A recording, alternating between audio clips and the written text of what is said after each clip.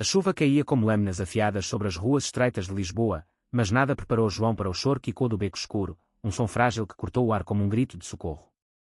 Ele parou, o coração disparado, e ali, encolhida em uma caixa de papelão encharcada, encontrou os olhos arregalados de um bebê, rosado e indefeso, abandonado como se fosse lixo. Naquele instante, com as mãos trêmulas estendendo-se para pegá-la, João soube que sua vida, já marcada por segredos e solidão, acabara de se entrelaçar com um destino que ele nem imaginava existir. João correu pelas ruas molhadas do bairro Alto, o bebê aninhada contra seu peito sob o casaco impermeável que mal protegia os dois. Aos 17 anos, ele era apenas um adolescente comum de Lisboa, com cabelos castanhos desgrenhados e olhos verdes que carregavam o peso de uma família que fingia não ver quem ele realmente era. Seu pai, um pescador ríspido do Tejo, e sua mãe, costureira em Alfama, sussurravam sobre pecados modernos nas noites em que João chegava tarde da escola, onde os olhares dos colegas o faziam se esconder nos cantos da biblioteca. Ele era gay, um segredo que ardia como brasa sob a pele, e naquela noite chuvosa de outono, o universo parecia conspirar para testá-lo além do limite.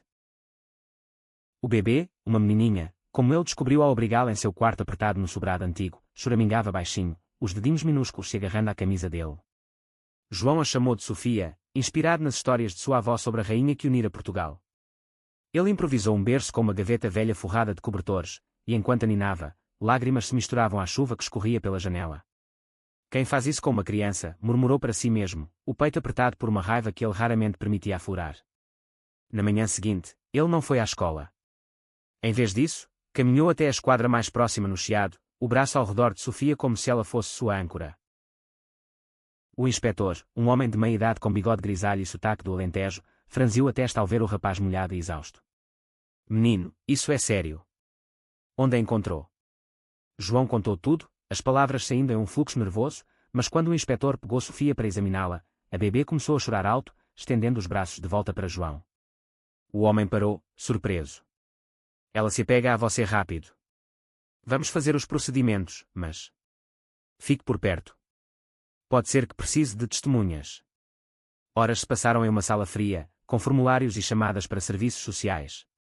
No fim, contra todas as expectativas, Sofia ficou com João temporariamente, até encontrarmos a família, disseram. Ele saiu dali com o coração leve pela primeira vez em meses, carregando uma mochila com fraldas improvisadas e um biberão de leite que comprara com seus trocados. De volta ao bairro, João encontrou o caos.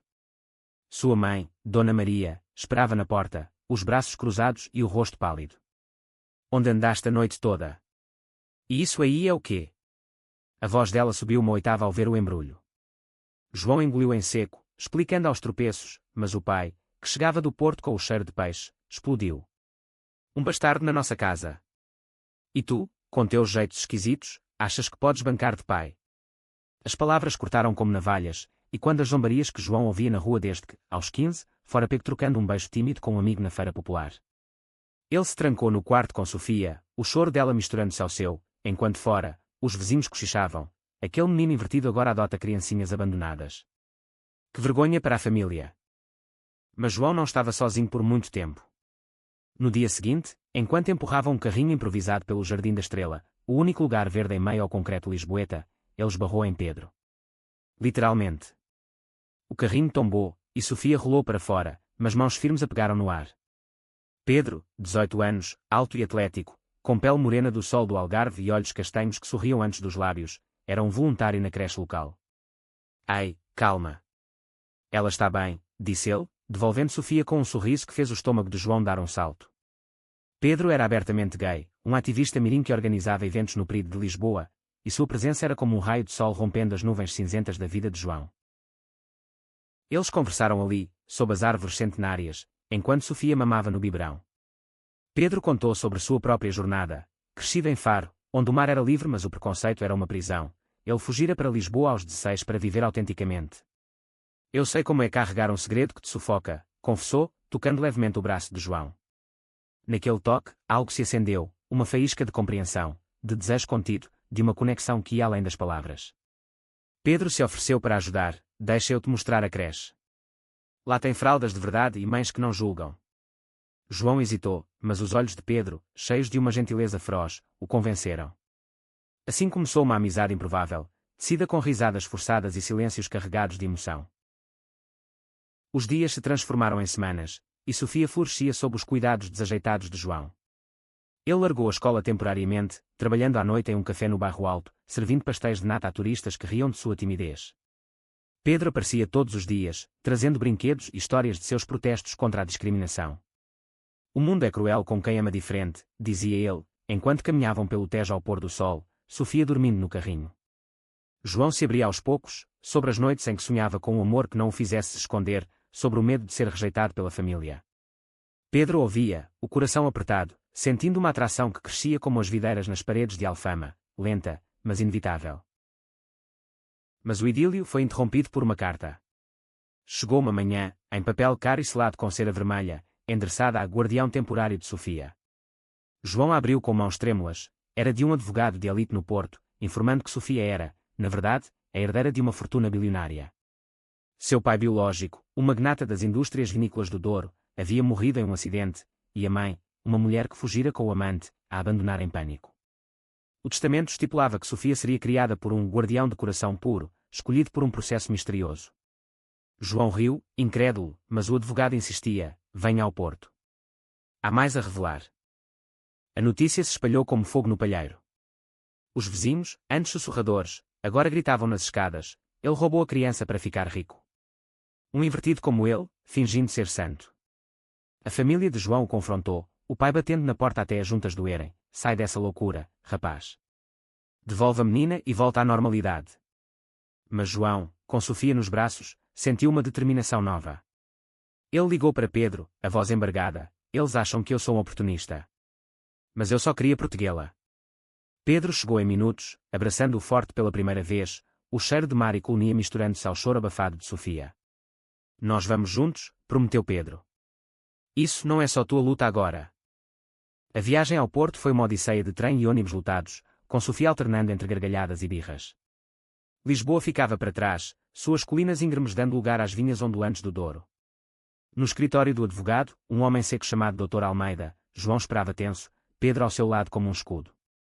O pai de Sofia, explicou o doutor, era Ricardo Mendes, um visionário que construiu o império do vinho, mas escondeu sua vida pessoal por medo do escândalo.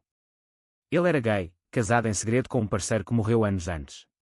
Sofia é fruto de uma inseminação anônima, e Ricardo a deixou para ser encontrada por alguém que a amasse sem condições, como você fez. João piscou, atordoado. Um bilionário gay. As manchetes que ele lera sobre Ricardo sempre o pintavam como um solteiro excêntrico, mas agora... Porque eu? Como ele soube? O doutor sorriu enigmaticamente. Ricardo tinha uma rede de olheiros. Ele viu em você um eco de sua própria juventude, um jovem lutando contra o preconceito em Lisboa. Pedro apertou a mão de João sob a mesa, um gesto que dizia mais que palavras: você não está sozinho nisso. Mas a revelação veio com um preço. A família estendida de Ricardo, conservadora e ávida, contestava a guarda, alegando que um adolescente instável não era adequado. De volta a Lisboa, o conflito explodiu. A imprensa local pegou a história: herdeira bilionária resgatada por jovem gay, escândalo no Douro, e repórteres acamparam na porta de João. Sua mãe, dividida entre o orgulho e o medo, confessou em lágrimas: eu sempre soube do teu coração, filho. Mas o mundo nos quebra. O pai, porém, virou as costas, murmurando sobre desonra familiar. Pedro, vendo João desabar, o levou para sua casa em Belém, um apartamento modesto com vista para o mosteiro. Lá, sob as estrelas refletidas no rio, eles se sentaram no balcão, Sofia dormindo entre eles. Eu te amo, sussurrou Pedro, a voz rouca de emoção. João, os olhos marejados, retribuiu o beijo, o primeiro verdadeiro, cheio de promessas e medos. Não era paixão carnal, mas uma união de almas feridas, tecida em silêncios compartilhados e mãos entrelaçadas. Mas a calmaria durou pouco. Uma semana depois, a família Mendes atacou judicialmente, enviando investigadores que vasculharam a vida de João, fotos antigas de beijos roubados, testemunhos de vizinhos sobre sua orientação desviada. Eles querem pintá-lo como predador, disse Pedro, furioso, enquanto liam os papéis no café onde João trabalhava. Os clientes cochichavam, alguns solidários, outros cuspindo insultos ao passar. João sentia o peso da herança não só de Sofia, mas de gerações de silêncio. O Portugal de outrora, onde amores como o dele eram crimes, ainda ecoava nas ruas. Ele começou a duvidar: e se eu não for forte o bastante? E se Sofia merecer mais que isso? Pedro, com sua rede de amigos ativistas, organizou uma defesa. No período de Lisboa, que se aproximava, eles marchariam juntos, transformando a dor em bandeira. Mas um passo em falso mudou tudo. João recebeu uma ligação anônima, uma voz sussurrada: abandona a menina, ou sua família paga o preço. Pânico o invadiu, ele correu para casa, encontrando a porta arrombada, os poucos pertences revirados. Sua mãe, machucada no braço por intrusos, chorava no chão. Eles vieram atrás de ti, filho. Aquela gente rica não perdoa. João, com Sofia no colo, fugiu para a casa de Pedro, o coração em frangalhos. Eu te arrastei para isso, soluçou ele, mas Pedro silenciou com um abraço. Nós somos mais fortes juntos. Lembra do que Ricardo fez? Ele escondeu o amor para proteger, mas nós vamos mostrá-lo ao mundo. O clímax se aproximava com o julgamento no Tribunal de Lisboa, uma sala abafada com juízes de rostos impassíveis e advogados em ternos caros. A família Mendes apresentou testemunhas, tias devotas que juravam que João era a influência corruptora, primos que forjavam histórias de negligência. João subiu ao banco, as pernas tremendo, Sofia em seus braços como talismã. Eu a encontrei no beco, sozinha na chuva, começou ele, a voz ganhando força. Não por dinheiro, mas porque ninguém merece ser abandonado. Eu sei o que é isso, ser visto como erro, como algo a ser escondido. Lágrimas rolaram, e Pedro, na plateia, sentiu o peito inchar de orgulho e amor. Mas o golpe veio quando o Dr. Almeida revelou o testamento final. Ricardo havia deixado uma carta para o guardião, lida em voz alta. Ao jovem que a encontrar, você é o espelho do que eu fui. A me é como eu amei em silêncio. O dinheiro é seu, mas o legado é o amor. A sala silenciou. Os Mendes, atonidos, viram seu ódio desmoronar ante a verdade. Ricardo, o patriarca intocável, era como João, gay, solitário, sonhador.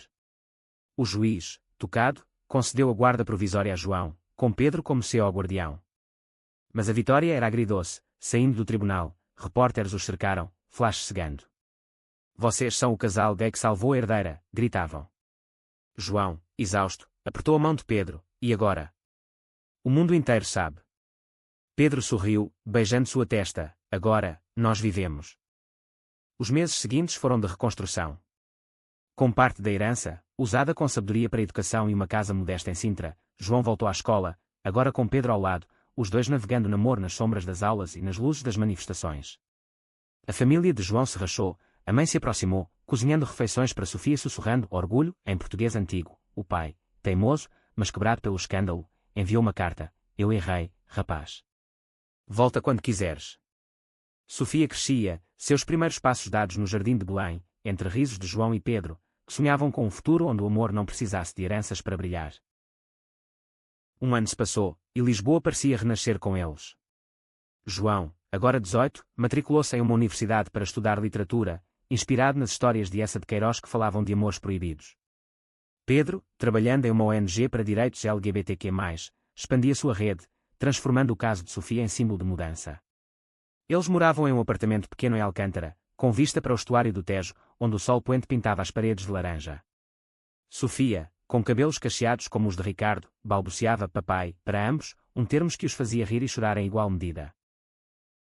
Mas as sombras do passado não sumiam facilmente.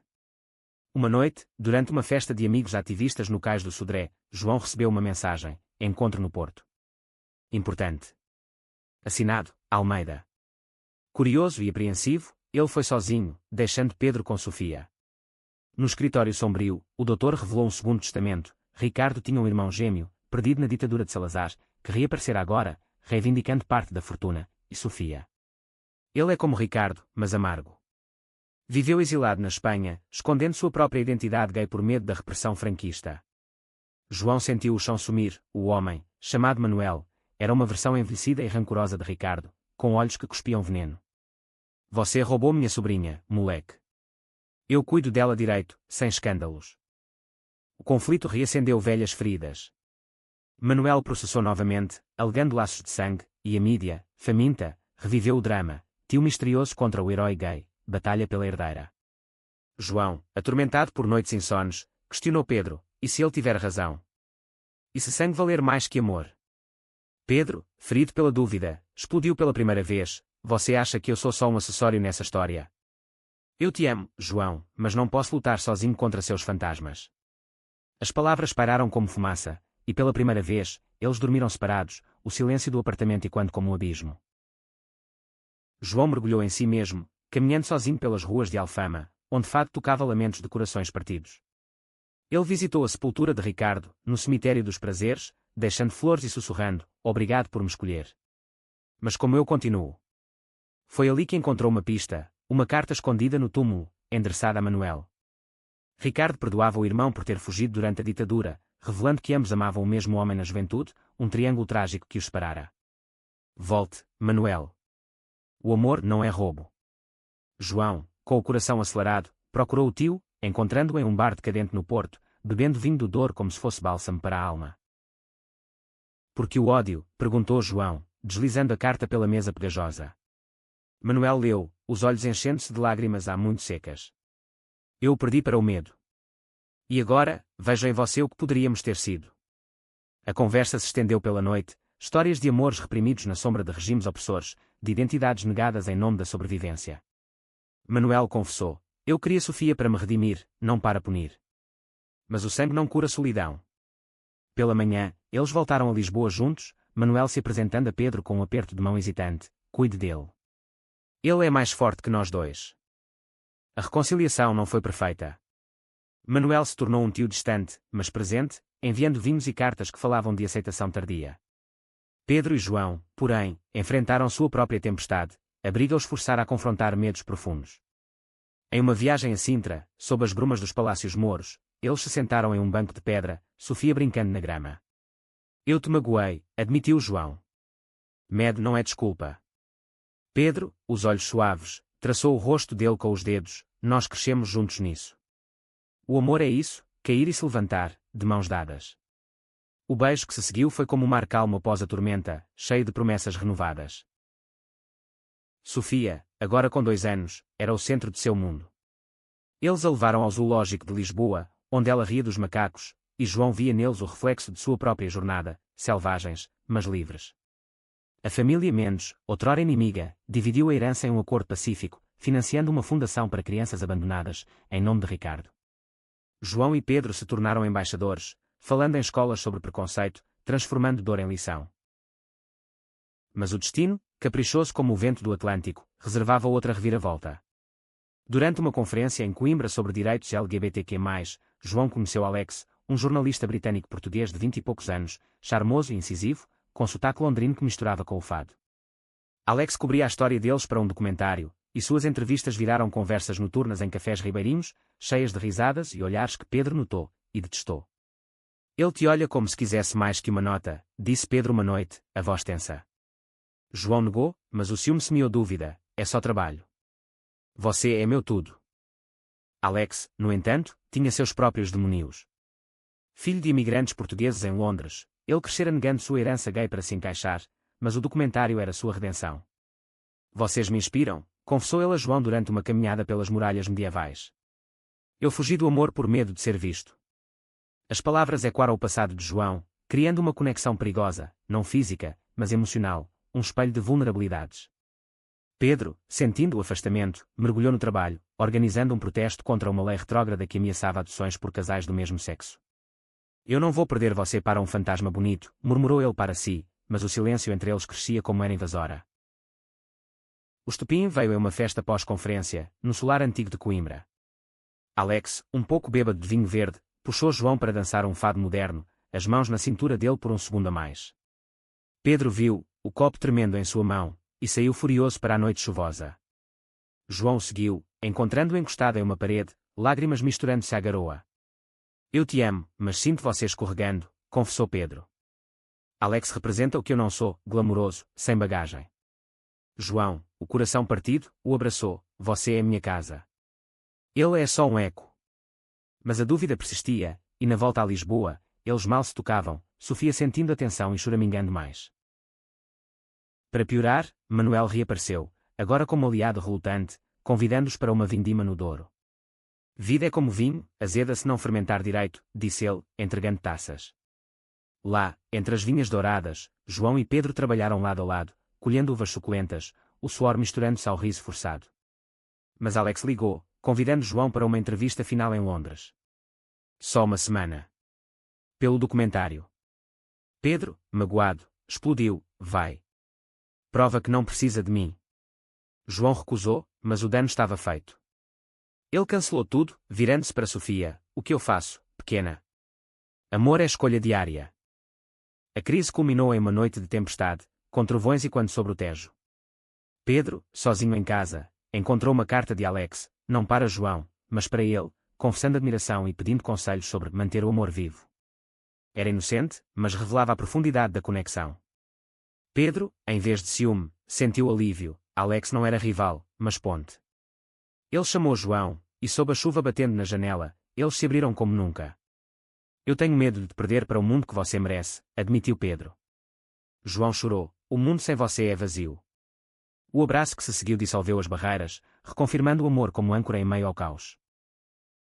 Alex, sabendo da reconciliação, transformou o documentário em uma ode à resiliência, estreado no Festival de Cinema de Lisboa. João e Pedro assistiram na primeira fila, Sofia no colo, aplausos e quando como vindicação. Manuel, na plateia, ergueu uma taça imaginária, ao amor que vence o tempo. Com o tempo, a vida se assentou em um ritmo gentil, como as marés do Algarve. João graduou-se, escrevendo uma tese sobre narrativas queer na literatura portuguesa, inspirada em Camões e seus amores não ditos. Pedro subiu na ONG, liderando campanhas que mudaram leis, garantindo que casais como eles pudessem adotar sem medo. Sofia, aos 4 anos, frequentava uma escola bilingue, desenhando famílias com 2 papais e uma menininha de cachos. A herança de Ricardo financiava bolsas para jovens LGBTQ+, em situação de rua, um legado vivo que João supervisionava com orgulho. Mas o passado, como as neblinas do Douro, voltava em momentos inesperados. Uma carta chegou de Espanha. A mãe biológica de Sofia, Ana, sobrevivente de um casamento abusivo, queria contato. Eu errei ao abandoná-la, mas o amor me trouxe de volta, escreveu ela. João, consultando Pedro e Manuel, concordou em um encontro neutro em Évora, a cidade branca das planícies alentejanas. Ana era uma mulher frágil, com olhos como os de Sofia, marcada por cicatrizes de uma vida fugindo de um marido que a forçara a negar sua bissexualidade. Eu a deixei porque ele ameaçava matá-la, confessou, lágrimas caindo. João, em vez de raiva, sentiu empatia. Nós todos fugimos de monstros. Mas ela tem uma família agora. O encontro foi tenso, com Pedro vigiando como leão protetor, mas Sofia, intuitiva, correu para os braços de Ana, balbuciando, mamãe. O coração de João se partiu e se refez ali, sob o sol escaldante. Ana não reivindicou guarda, mas pediu visitas, um fio tênue de conexão. Manuel, surpreendendo a todos, ofereceu apoio. Eu sei de perdão, criança. Deixa ela entrar. As visitas viraram rotina, Ana se integrando devagar, compartilhando histórias de sua juventude em Setúbal, onde amara mulheres em segredo antes do casamento forçado.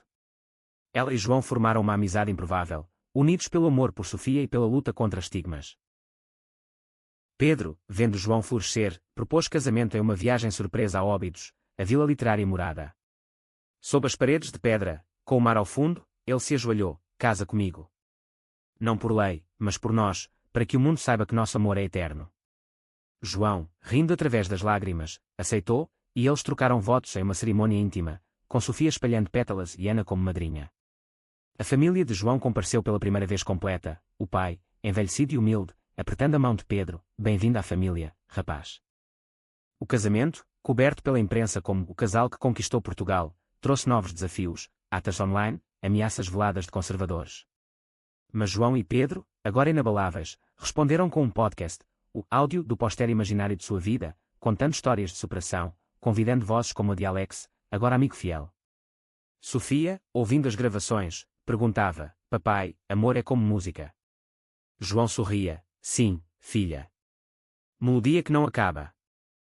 Anos fluíram como o Tejo para o mar. Sofia cresceu em uma adolescente de 15 anos, esperta e questionadora, herdando a teimosia de Ricardo e a gentileza de João. Ela descobriu sua própria identidade aos 13, pansexual, atraída por almas, não rótulos, e João e Pedro a guiaram com mãos abertas, lembrando suas próprias lutas. O mundo vai tentar te encaixar em caixas, disse Pedro. Mas você é o universo inteiro. Ana, agora uma presença constante, ajudou, compartilhando lições de sua jornada de aceitação. João publicou seu primeiro livro, Herdeiros do Silêncio, uma semi-autobiografia sobre amores escondidos em Portugal, que virou best-seller e foi adaptado para o cinema por Alex. Pedro, promovido a diretor da ONG, viajou pelo país, mas sempre voltava para as noites em Alcântara, onde eles dançavam fado na cozinha, Sofia rindo ao violão. Manuel, redimido, passou seus últimos dias no Douro, deixando a vinícola para Sofia, faça vinho que conte histórias, sobrinha. Mas a reviravolta final veio sutil, como o amanhecer. Durante uma visita ao Porto, Sofia encontrou uma caixa velha no sótão da mansão Mendes, diários de Ricardo, revelando um amor não correspondido por um jovem ativista, Pedro, aos 16, em uma marcha em Lisboa. Ele me viu de longe e escreveu: aquele garoto mudará o mundo. E você o trouxe para mim, sussurrou Sofia a João, os olhos brilhando. Era o ciclo fechado, o destino de Ricardo tecendo fios através do tempo, unindo estranhos em família. João, emocionado, abraçou Pedro naquela noite, sob as estrelas do Douro. Tudo começou com um choro na chuva. E veja onde estamos. Pedro, os cabelos grisalhos precoces, sorriu, onde o amor venceu o medo. Sofia, agora mulher, observava, sabendo que sua herança não era ouro, mas corações resilientes. E assim, em Lisboa eterna, eles continuaram, um trio contra o mundo, provando que o amor, em todas as suas formas, é o verdadeiro bilhão.